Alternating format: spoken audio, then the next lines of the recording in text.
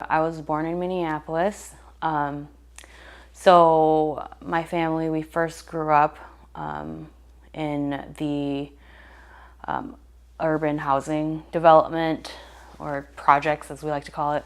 We grew up in that urban housing, assisted housing in near Olson Memorial Highway with the brick houses, and everyone knew everybody. So I grew up there, and it was very close knit.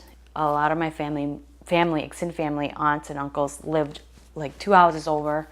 So it was very close knit. Everybody was from the same background and had a very humble beginning. So we all knew each other, and we didn't really know anything else, or knew that we were even living in assisted housing like that. So, but there was a playground in the backyard. It was just very, very fun. I just remember always being surrounded by family, and it was a great time. And there was never a time where you felt bored or didn't know what to do. Everybody was always together, and that sense of love was always there. I think when in the early 90s, that housing was basically destroyed, and they basically wanted to redevelop it or whatever. So we moved into North Minneapolis, and that was when I spent my first 2 years, when I was like 4 or 5. I went to Head Start, and I saw a lot of like other Hmong kids and spoke very fluent Hmong, and became friends with a lot of other children of different ethnicities, Black and Latino, and some white too. And then by the time we moved into further north in Minneapolis, my childhood consisted of going to Loring Elementary, where that school actually was a huge change, because I was the only Hmong person at that school up until I was probably maybe 10 or 9.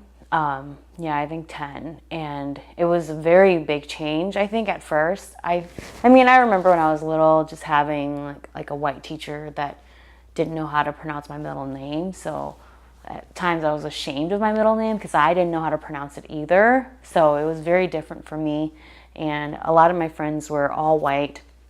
I remember calling like a white friend at like midnight and thought it was totally normal. But obviously, her parents were not happy about that, and my teacher talked to me about it, and I was just like, what's wrong with calling my friend? But obviously these are just things that you're just not really taught, or my parents they were doing their own thing and they didn't know, so it's just little things, I guess. But either way, being at Loring taught me a lot, to being around other people that were different from me. And that was a part of my childhood. And then up until maybe when I was in 4th grade, when I was 9 or 10, there was this like new like initiative in the school where a lot of Hmong kids were going to come be in the school when I went into 5th grade. So they started this like cultural initiative to be more accepting and open to other people that were different. By the time I was in 4th grade, my best friend was Black. Her name is Angelica, and I'm still friends with her on Facebook. And I had other white friends too, and this is all that I knew. And then so by the time I was in 5th grade, they started that initiative, but there was like only 2 new Hmong kids in my grade. But it was just different, so, but that was exciting for me. The other Hmong kids, his name was David and Zong. And I was very excited to have other Hmong people in the class, or in my grade at least, in a different classroom. And, the initiative was really cool. I remember bringing in a movie by Tujer Zhang, and he was like a comedian, and really opened my classmates' eyes to like these like little 4th graders, all of our eyes to a different culture and different people, and I was very proud of it. So I guess like even when I was at Loring, it was very fun. I had friends from different backgrounds and from myself and stuff, but I definitely felt different at times.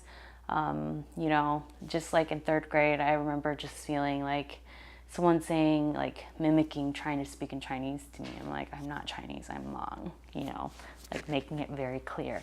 But that was just kind of like my life, and we moved, and it was still very awesome. We got a new house, and Mom and Dad was working. Dad graduated, and grandma lived with us. A lot of people came and lived with us at certain times, and it was still very fun. But, as I continued to grow up, things would change. My grandma moved out, and then my parents continued to get more, grow up, I guess, in the ladder. And so, as you continue to acclimate and continue to become, I guess, more American, it becomes more smaller, So I grew up with a lot of people around me, and slowly, people just started, going off on their own.